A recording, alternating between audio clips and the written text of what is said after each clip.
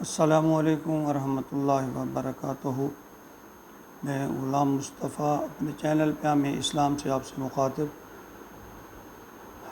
درس قرآن کے سلسلہ میں آج کا ہمارا سبق سورۃ آل عمران آیت نمبر 149 اور 150 پر مشتمل ہے۔ اعوذ باللہ من الشیطان الرجیم، بسم اللہ الرحمن الرحیم۔ یا ایہا الذین آمنوا ان تطیعوا الذین کفروا یردوکم علی اعقابکم فتنقلبوا خاسرین بل اللہ مولاکم وہو خیر الناصرین۔ سامعین وقار، غزوہ احد کا تذکرہ جاری۔ پچھلی آیت مبارکہ میں اللہ رب العزت نے کافی سخت الفاظ میں مسلمانوں کو تنبیہ کی کہ تم صبر کا دامن ہاتھ سے نہ چھوڑو، اللہ سے مدد طلب کرتے رہو۔ اور ان آیات مبارکہ میں قدر اللہ رب العزت نے نرم لہجے میں نصیحت فرمائی، کیونکہ مسلمانوں کو کافی جانی اور مالی نقصان ہوا تھا، اور صحابہ کرام سمیت خود نبی اکرم صلی اللہ علیہ وآلہ وسلم کو بھی زخم آئے، آپ کے دندان مبارک شہید ہوئے، حتیٰ کہ ایک مرتبہ تو آپ زخموں کی وجہ سے تقریباً بے ہوش ہو گئے۔ تو مسلمانوں کی حالت پر مشرکین اور منافقین اور یہودی جو تھے وہ بہت خوش تھے۔ صاف ظاہر ہے دشمن جو ہے وہ اپنے دشمن کی بری حالت پہ خوش ہوتا ہے۔ انہوں نے مسلمانوں کو، جو نئے چند مسلمان تھے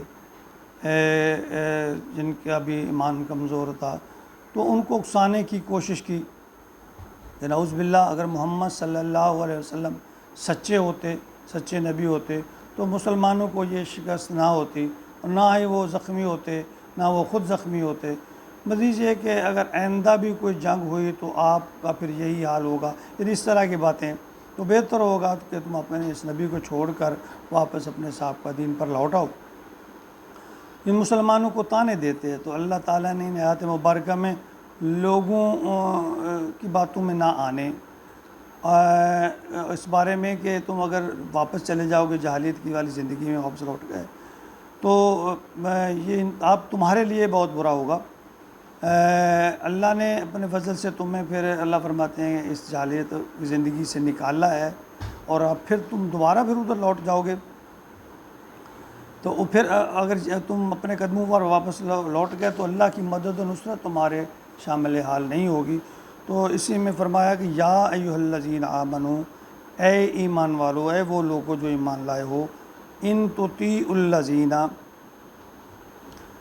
تم مان لو گے کہنا ان لوگوں کا، کافروا جو کفر ہیں، جو کافر ہیں، اے ایمان والو کیا تم ان لوگ کافروں کا پھر کہنا مان لو گے، یردوکم علی اعقابکم، جو تمہیں واپس تمہارے پرانے دین پر، جہالت پر پھیرنا چاہتے ہیں، واپس لوٹانا چاہتے ہیں، فتنقلبوا خاسرین، پھر تم بالکل نامراد ہو جاؤ گے۔ اگر تم نے ایسا کر لیا، اللہ فرماتے ہیں کہ تم ان کی باتوں میں آ گئے، تو تم تو بالکل ہی ناکام و نامراد ہو جاؤ گے۔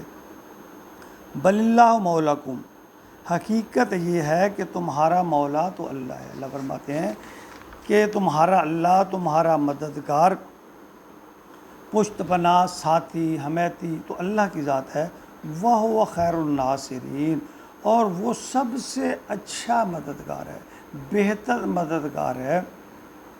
یعنی اگر تم، اللہ فرماتے ہیں اگر تم دوبارہ جہالت کی طرف لوٹ گئے تو پھر جہاں سے اللہ نے تمہیں جس جہالت سے نکالا ہے، تو پھر تم ناکام و نامراد ہو جاؤ۔ یعنی جو مرتد ہو جائے، نبی پاک صلی اللہ علیہ وسلم کے دور میں تو یعنی مرتد کو واجب القتل بھی قرار دیا گیا تھا، کہ جو اللہ کے دین سے اسلام لانے کے بعد پھر جائے۔ تو چونکہ وہ مسلمان اس وقت کمزور تھے اور سخت مشکل حالات تھے، غزوہ احد میں پچھلے چند اسباق میں اس بات کا تذکرہ ہوتا آ رہا ہے کہ صحابہ کرام نے پہاڑ پر چڑھ کر پناہ لی، اور ایک دفعہ تو صحابہ کرام منتشر ہو گئے تھے، پھر نبی اکرم صلی اللہ علیہ وسلم نے بلایا، پکارا، اور پھر نئے جوش و جذبے سے مسلمان اکٹھے ہوئے، اور پھر انہوں نے ایک بار کی جو ہے وہ حملہ کیا، تو پھر جو دشمن کی فوج تھی وہ پسپا ہونے پہ مجبور ہو گئی. یعنی اس میں پہلے مسلمانوں کا پلڑا بھاری ہوا، پھر کفار کا پلڑا بھاری ہو گیا، پھر مسلمانوں کا پلڑا بھاری ہو گیا. کفار نے پھر حملہ کرنا چاہا، لیکن آپ نے ایک چند صحابہ کا ایک دستہ بنا کر ان کی جو ہے پیچھا کرنے کے لیے بھیجا. تو اس طرح اس میں بڑے ہی مشکل حالات سے مسلمان گزرے، زخمی بھی ہوئے. حضرت امیر حمزہ رضی اللہ تعالیٰ عنہ سمیت 70 صحابہ اکرام کی شہادت ہوئی. تو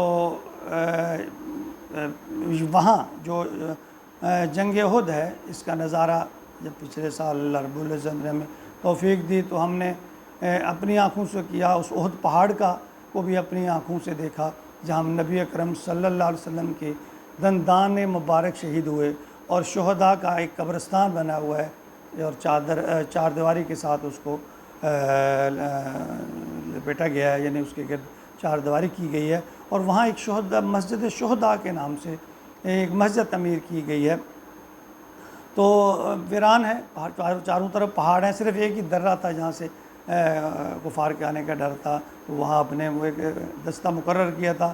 ان کی سستی کی وجہ سے، حکمت تو اللہ ہی جانتے ہیں، بظاہر ان کی سستی کی وجہ سے، لیکن ان کی غلطی بھی ہم نہیں کہہ سکتے کہ انہوں نے سمجھا کہ نبی اکرم صلی اللہ علیہ وسلم نے جو حکم دیا تھا وہ دیا تھا کہ جب تک جنگ جاری رہے یا ہم خدا نخواستہ ہمیں شکست ہو تو اس وقت تک تم نے یہاں ڈٹے رہنا ہے. اب تو کفار پسپا ہونے لگے ہیں، تو وہ انہوں نے بھی درہ چھوڑ دیا. بہرحال یہ اللہ تعالیٰ کی مصلحت تھی، اللہ ہی اس کو بہتر جانتے ہیں. تو کفار نے ابو سفیان جو اس وقت سپہ سالار تھا کفار کی طرف سے، تو اس نے پیچھے سے ہو کر اس درے کو خالی پا کر پیچھے سے حملہ کر دیا، اور مسلمان اس وقت شدید اس میں نقصان کا شکار ہوئے.